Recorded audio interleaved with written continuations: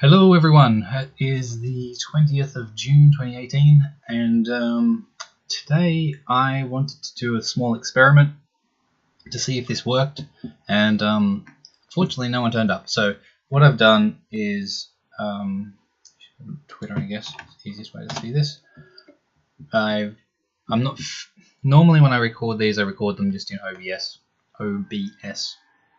and just leave it at that, but what I want to be able to do is have an office hours sort of concept where people can come in and ask me questions and talk and have a discussion. So it's sort of, one idea is to have guests, have friends, have anyone come in and have discussions with them, and that'll be more interesting as content for people, as a way to start transitioning into the idea of this vlog to become an actual show or whatever, something people actually watch, as opposed to what it is right now, which is just me talking to myself for the sake of practicing and getting better at making content and keeping me on track with the jobs I need to do. So guests is cool, and that's more interesting than me talking to myself.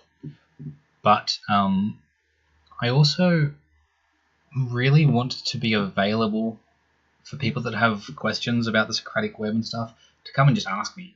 So the idea was, I set up a public room. So there's this website called getaroom.io, and it's just beautifully simple.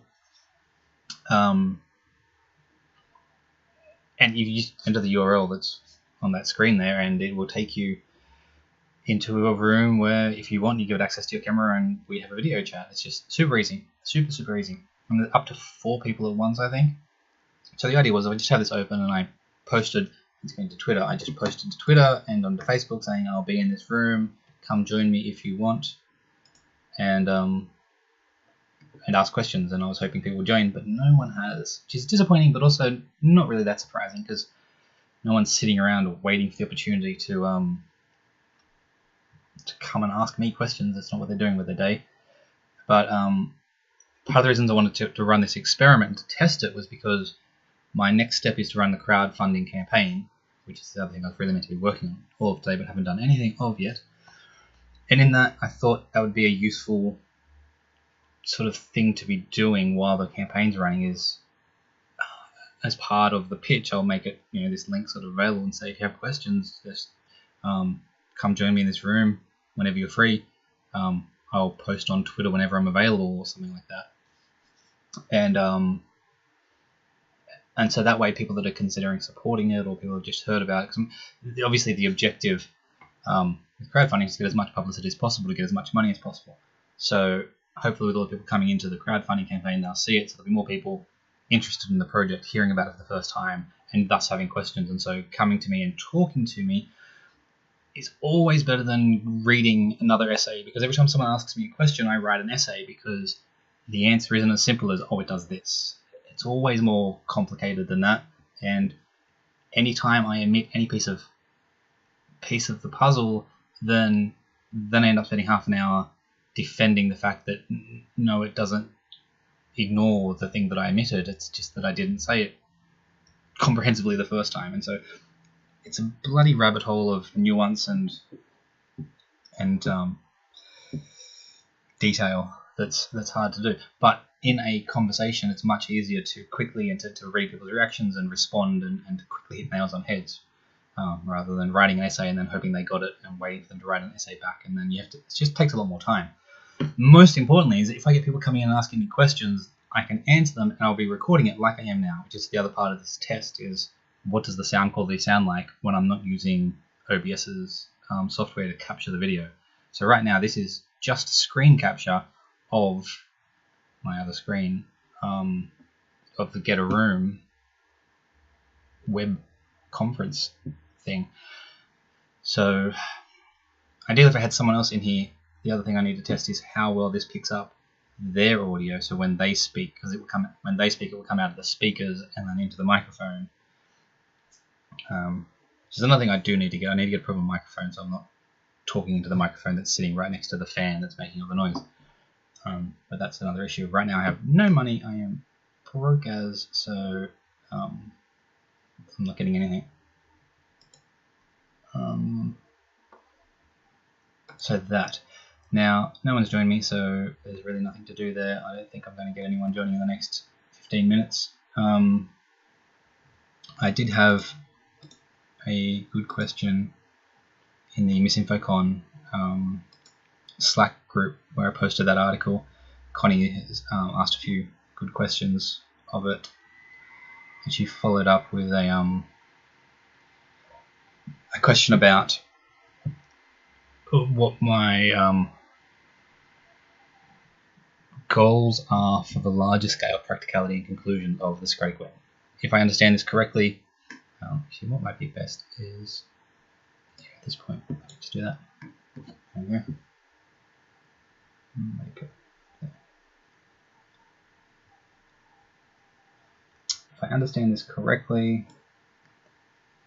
for example, your system reporting on the Holocaust would show latest status of what people have contributed, and so they can see how arguments are formed, and they would walk through and add things over time with an amount of related information.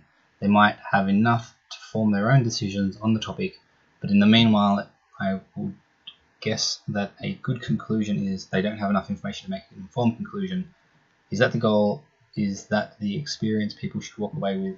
To have people be aware about the provisional nature of their knowledge, and to the extent engage in the process that replicates the decision making in scientific communities. And I'm just curious and be like, good question. Actually, I don't think I've responded to that last little bit, but yeah, I've written an essay in response because it's a really good question because of the nuance of how the Socratic Web works.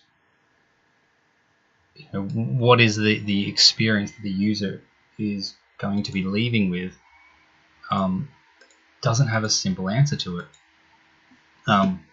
because it's up to each individual and how much they choose to engage with the content, and it's up to each piece of content and what critiques are written about it and what critiques are added to the system and how the community then rates those critiques to determine the ranking of the final list. Not that there's ever a final, it is always in flux.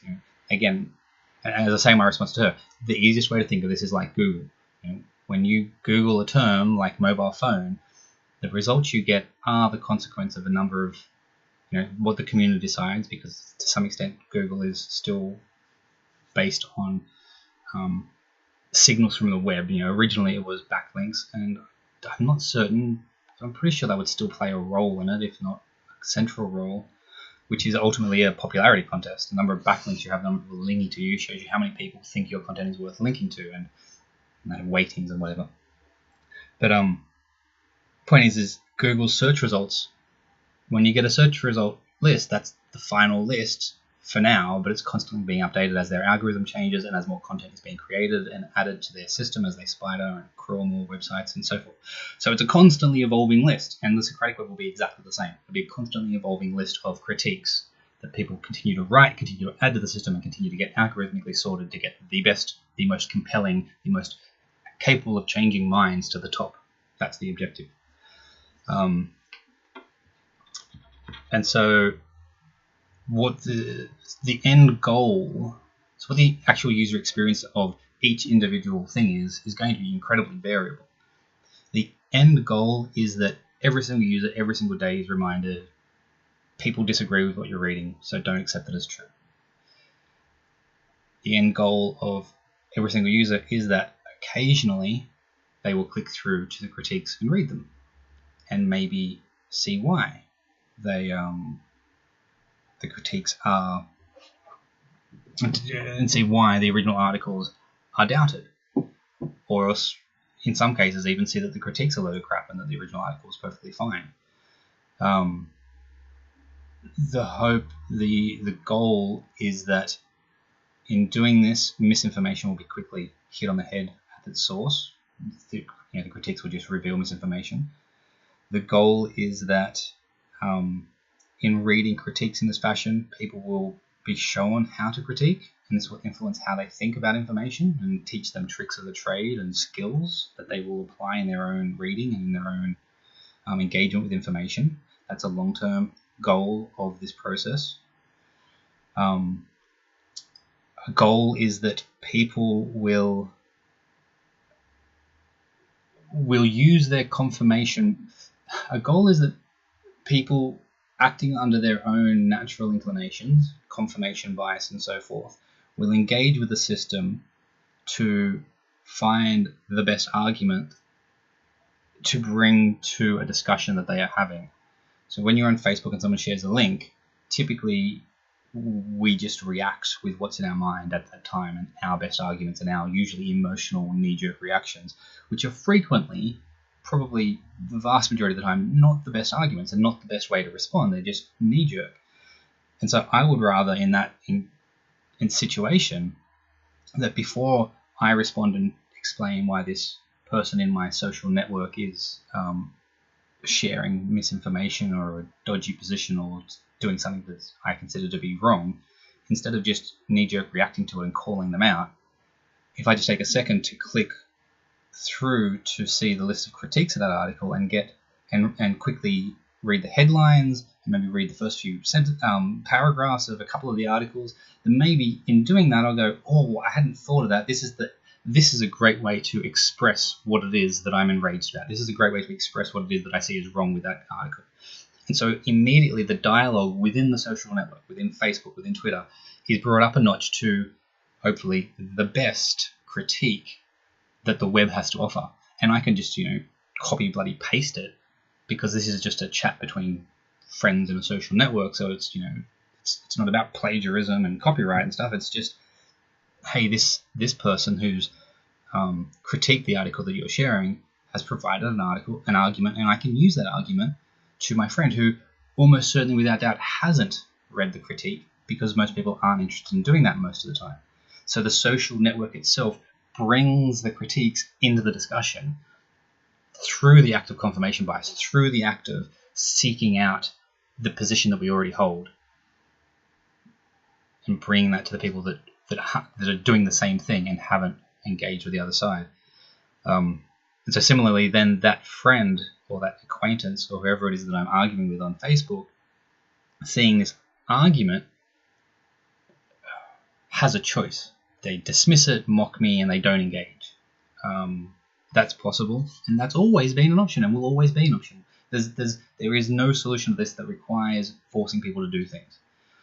Because the web exists now, and we've lost control of that. Control is gone, hopefully. If we try and take it back, then that's a whole other problem. But so they can walk away from it, or they can mock, or they can just not engage. But if what I've said has resonated with them in any capacity, and thinking that there's a higher chance that may happen because I've found a really good point, I've made a really good case because I've just been given the best argument there is. Now they've got to respond to it, and their choice is to come up with the best thought they've got, to come up with the best argument they can from the top of their head in the matter of a few minutes. And they're just some random person that probably has very little idea about the topic at hand because they're just sharing something they found on Twitter, whatever. Or they could go into the Socratic web, click through, find the rebuttal that I've quoted or copied and probably even linked to, but not necessarily, and they may have given away what I've done, and that's fine. They go through and they read that same critique and then click through the critique of that critique and get the best response to what I've shared. So again, their confirmation bias provides them the motivation to engage in this dialectic process to win an argument, because this is how Facebook seems to be bloody working lately, is tapping into our natural proclivity to argue and fight with each other over things that we care about within our social network. And it's within our social network that's the key part there, because so this is actually the other article I was writing the other day, and I should just get this published. It's one of the big problems I see with all these debate platforms like Kialo. I have no interest in going there and debating these things, but I get sucked into the debates on these topics all the bloody time in Facebook because I see people that I know or who are friends of my friends or who are family members sharing things, and I'm like, you can't share that. That's wrong. You can't believe that. You're smart. Like, it infuriates me because of the social connection, and I engage because of the connection to that person, not because of the content. Like, the content itself is infuriating. Like, right now, what's happening with the children being separated on the borders of the US border with Mexico, and Just general feel like we're tracking towards full-on 1930s Germany again is just killing me. But I'm not going to go onto a debate platform and debate the details of Nazism or propaganda or whether Trump's policies are right or not. It's just not worth my time to try and convince strangers on the internet that I've never met, never will meet, and have no connection to. So what does motivate people is the social network, and so they're doing it within this environment. And so the tools to a better argument need to be available to them within that environment. They have to be there. And if they're not there, then they won't get used. And this is why the whole process of going from Rebutta to the Socratic web ultimately comes down to that pivot, that as long as we are asking people to install a plugin, as long as we're asking people to go to a website, they won't. It just won't happen. They don't care enough. And the people that do care aren't the right people to be targeting. And there's no amount of marketing that's going to change that reality of the human mind and the global population and across everyone. But what you can do is create systems that work with what people are already doing. You make it available to them without them changing behaviors. That's the key to everything.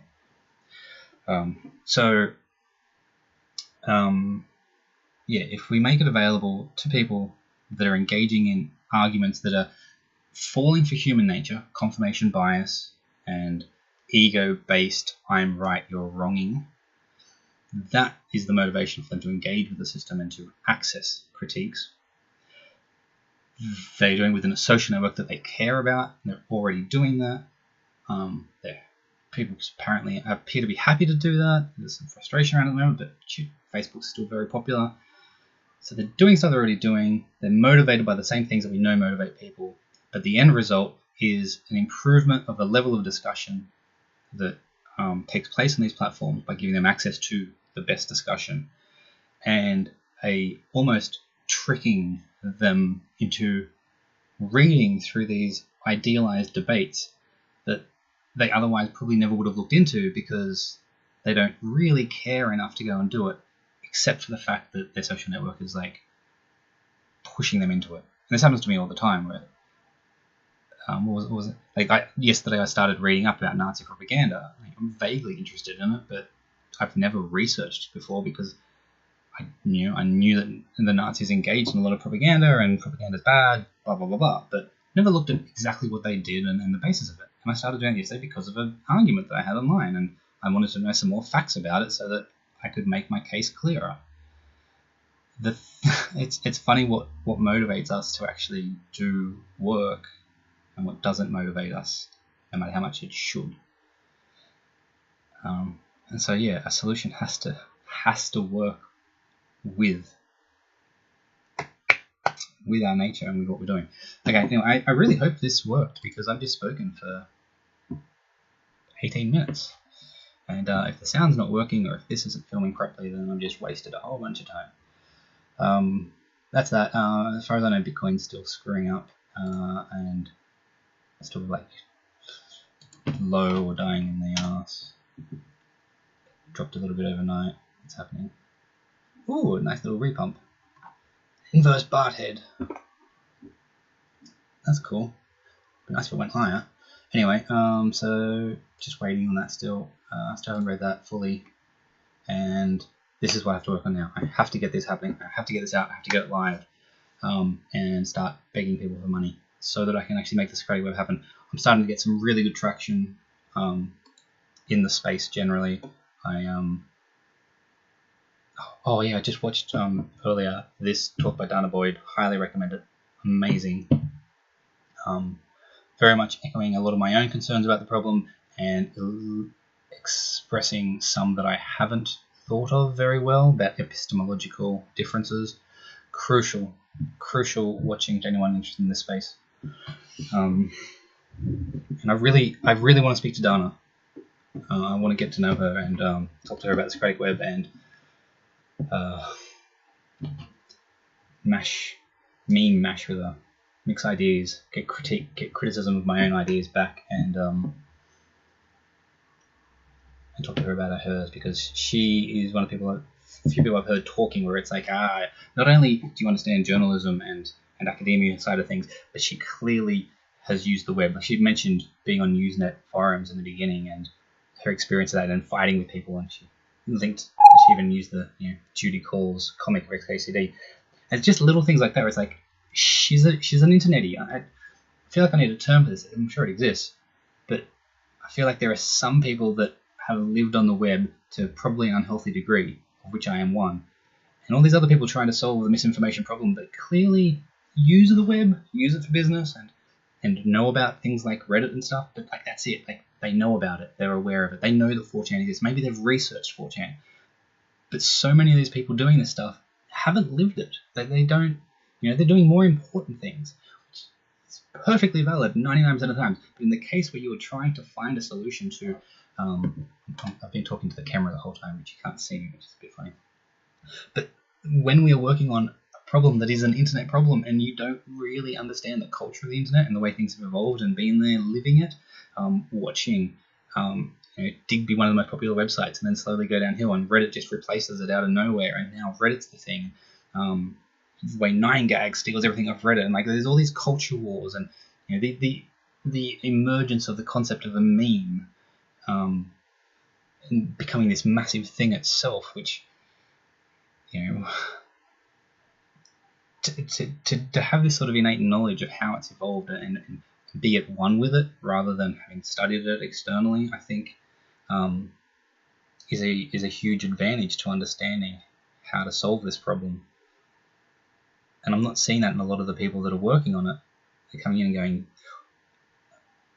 it's the cliche. Actually, it's the book Doing Good Better by the ethical philosopher from Oxford, whose name slips my mind. The cliche thing of the Western civilized people coming into third world countries and fixing their problems for them, but in reality having absolutely no idea what the underlying problem is and what the cultural situations are and blah blah blah. So they sort of tromp in with their own expectations and tell the people what to do and correct all of these things that don't need correcting and aren't wrong and make the situation worse. I feel like I'm watching that play out in this misinformation space where people are coming in who just don't understand the internet at its cultural community sort of level and are going to tell everyone what they should read and what they should believe and what they should do. And the internet collectively are just going to laugh at that because the internet don't care. You can't control it, and there's enough of a population of internet users who are that sort of, that Dana talks about, this sort of thing, the people that are ignored and overlooked and that become trolls because it's a way of them to exert power that they otherwise don't have. And a large portion of the internet population is that because that's what the internet has allowed us. That's what it's given us. In a world that has ignored the nerds and made fun of people that are unattractive and have disabilities and I don't know, of all the different things that make life hard. Many of those things you can go onto the internet and create a persona, an identity. You can do things that you can't do in the real world and create respect and appreciation or admiration or fear or all these things that you can't do in the real world. So there's like this huge community of people that are that way, that will do anything that they want and that they can to completely undermine whatever your plan is and to usurp your power and demonstrate their own. And this needs to be understood. Anyway, so that's one of the things that I sort of noticed in what she's talking. Is I feel like she's one of those people that's like, she's used the web, she's been there, she's not as a researcher, not as a outside observer, but as a user. She's a webbie. I feel like I need the term.